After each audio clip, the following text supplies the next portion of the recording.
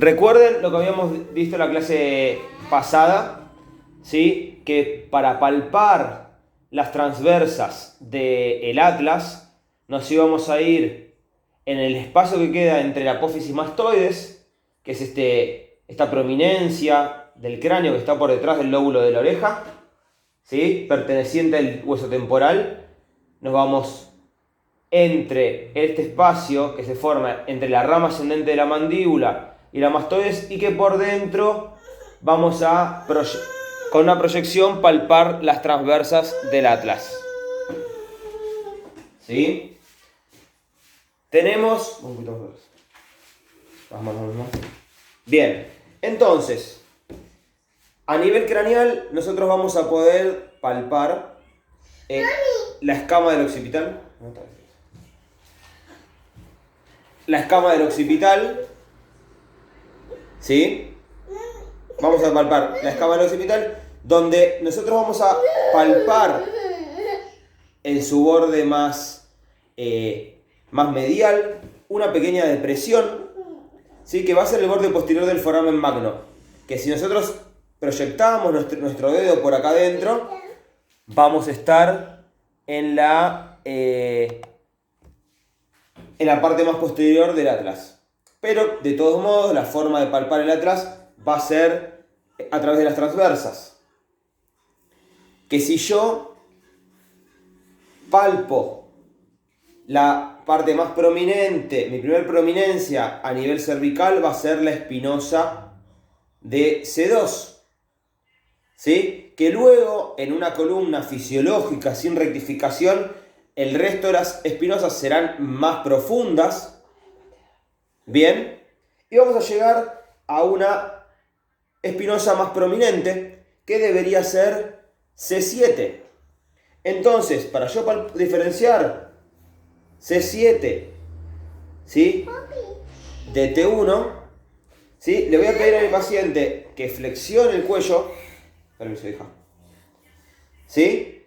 Entonces van a tener dos vértebras prominentes. Si a partir de acá yo le pido rotación, gira la cabeza, yo voy a percibir que una de las dos vértebras rota y la otra se queda fija. La que rota va a ser C7.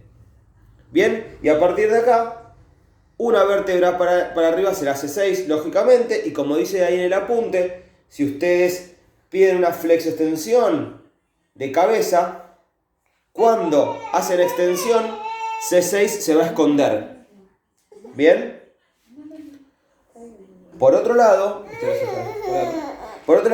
si yo palpo, ¿sí?, en dirección a la misma altura de mi ángulo superinterno escapular, ¿sí?, estaré en la altura de la primer dorsal, de D1 o T1, ¿sí? Y a la altura de la espina estaré dependiendo más o menos a la altura de T2, T3. Yo voy descendiendo espinosa a espinosa, ¿sí? Y a la altura de mi ángulo inferior escapular tendré T7, ¿sí? Entonces, voy a seguir descendiendo, ¿sí? Puedo ir contando vértebra a vértebra, ¿sí?, hasta llegar a la última torácica. Pero yo también voy a tener la posibilidad de guiarme a través de la palpación costal. Entonces, yo voy a buscar la última costilla palpable, ¿sí?, y me voy a ir hacia su articulación con la columna vertebral. Entonces, cuando yo palpe la última costilla, estaré articulando, ¿sí?, con la 12 dorsal, con T12. ¿Bien? Después yo sigo descendiendo, ¿bien? Y a la altura del borde superior de las crestas ilíacas, como dijimos recién, estaremos a la altura de L4. Y esto que creo que Ceci había dicho que tenía dudas. Vayan un poquito más para adelante, profe. Un poquito más adelante. Ahí. Bien.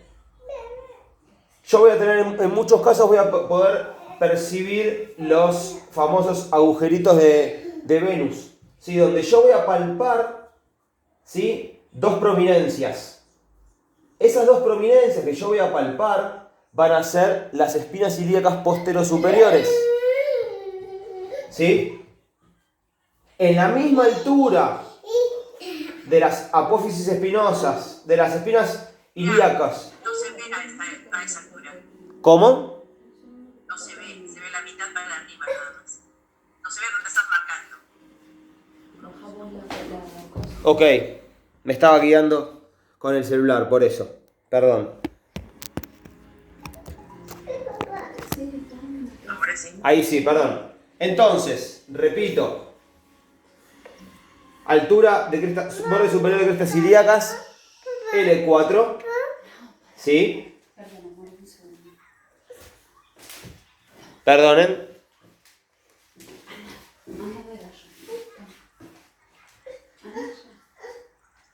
¿Sí? Y a la altura, ¿sí?, de mis espinas ilíacas posterosuperiores, ¿sí?, voy a tener S2, la espinosa de S2, de la segunda sacra, que es una de las dudas que les habían quedado. Entonces, para guiarse con el sacro, van a estar a la altura de las espinas ilíacas posterosuperiores, ¿sí? Las EIPS están a la altura de S2. Entonces, ustedes van a palpar la espinosa de S2, S1 y después la transición con el segmento lumbar.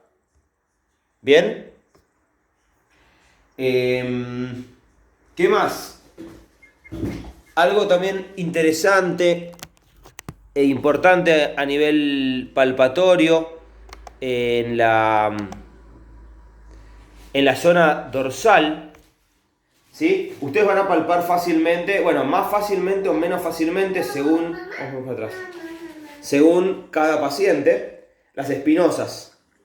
Pero ustedes van a estar en espinosas. Si hacen un dedo hacia lateral, ¿sí?, van a estar en la lámina. ¿Bien? Dos dedos, ¿sí?, al lateral van a estar en la transversa. Y al tercer dedo van a estar en la costilla. ¿Sí? Entonces, 1, 2, 3. Siempre que contamos dedos son los dedos del paciente idealmente. Pero uno calcula aproximadamente. ¿Sí? Entonces, un dedo, lámina, ¿sí?, donde va a estar también la articulación con la vértebra supra y subyacente. Dos dedos transversa, tres dedos, ¿sí?, las costillas. Entonces, entre estos dedos que quedaron apoyados, entre el segundo y el tercer dedo, va a estar la articulación vértebro-costal, ¿sí?, o condrocostal. Bien.